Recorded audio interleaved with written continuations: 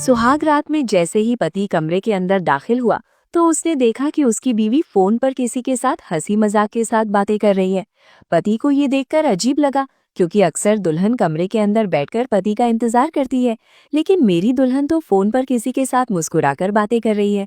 पति ने बीवी को सलाम किया। बीवी ने पति की तरफ देखा तो बिना सलाम का जवाब दिए पति की तरफ देखती रही और फिर किसी के साथ फोन पर बातों में मशगूल हो गई। पति सोचने लगा, ले आखिर मेरे साथ ये क्या हो रहा है? आखिर मैंने ऐसा कौन सा गुनाह कर दिया है कि ये दिन मुझे देखना पड़ रहा है?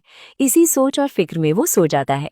जब सुबह पति की आंख खुली तो उसने देखा कि उसकी बीवी अभी तक सो रही है। पति फ्रेश होकर अपने ऑफिस जाने के लिए निकलता है। उसने सोचा कि जाते हुए कम से कम अपनी बीवी को बता तो दूं, लेकिन वो अभी तक सो रही थी, इसलिए पति उसे बिना बताए अपने ऑफिस चला जाता है। शाम को जब पति अपने घर वापस आया तो अपनी बीवी के लिए एक तोहफा लेकर आया, ताकि वो अपनी बीवी को खुश कर सके। लेकिन जब वो घर आया तो उसकी बीवी अभी भी फोन पर किसी के साथ हंसकर बातें कर रही है। पति ने तोहफा ले जाकर अपनी बीवी को दिया। बीवी ने कहा, ये तोहफा वहाँ टेबल पर रख दो और आपका खाना वहीं पर रखा हुआ है, आप खाना ले लो, मैंने खाना खा लिया है। ये कहकर वो फोन पर बातें करने में मशगूल हो गई। पति को ये सब चीज़ देखकर बहुत ज्यादा दुख हो रहा था।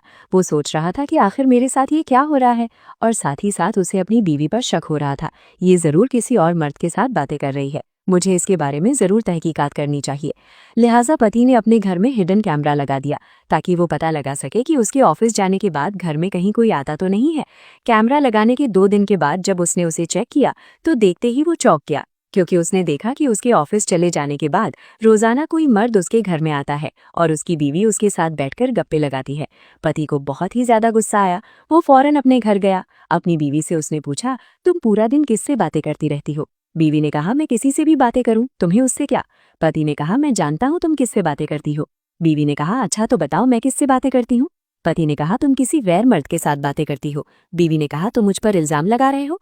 पति ने उसे वो कैमरे वाली रिकॉर्डिंग दिखाई और कहा, तुम सिर्फ बातें ही नहीं करती, उससे मिलती भी हो। इसीलिए मैं तुम्हें आज से तलाक देता हूँ। आज के बाद मेरे घर में तुम्हारे लिए कोई जगह नहीं है, मेरे घर से फौरन दफा हो जाओ। बीवी ने कहा, अच्छा हुआ तुमने मुझे तलाक दे दिया, वैसे भी मैं तुम जैसे मर्द के साथ रहना भी नहीं चाहती। ये कहकर वो अपना सारा सामान उठाकर वहां से निकल जाती है और फौरन अपने आशिक के पास पहुंच जाती है। अपने आशिक से कहती है, मेरे शौहर ने मुझे तलाक दे दिया है, अब से मैं तुम्हारे साथ रहूंगी। उस औरत के आशिक ने कहा, तुम ये क्या कह रही हो? तुम मेरे साथ नहीं रह सकती, क्योंकि मैं तो सिर्फ तुम्हारा इस्तेमाल कर रहा था। मैं तुम्हारे साथ पूरी जिंदगी नहीं गुजार सकता, क्योंकि अगर तुम शादी के बाद मुझे जैसे गैर मर्द के साथ ताल्लुकात रख सकती हो तो तुम मुझसे शादी करके भी किसी दूसरे गैर मर्द के साथ भी ताल्लुकात रख सकती हो। इसलिए मुझे तुम पर कोई भरोसा नहीं है, प्लीज तुम यहाँ से चली जाओ। जब औरत ने ये सुना तो फूटकर रोने लगी है और सोचने लगी कि ये मैंने क्या कर दिया।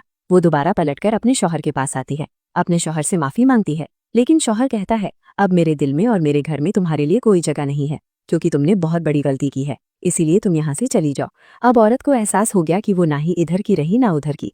अब उसके पास सिवाय पछतावे के कोई और रास्ता नहीं बचा था। तो दोस्तों, हमारे महाशरे में कई लड़कियां ऐसी होती हैं जो गैर मर्द की मीठी मीठी बातों में आकर अपना बसाया हुआ घर बर्बाद कर देती हैं। अल्लाह हमारी बहन बेटियों को अक्ल सलीम अता फरमाए। दोस्तों, औरत के साथ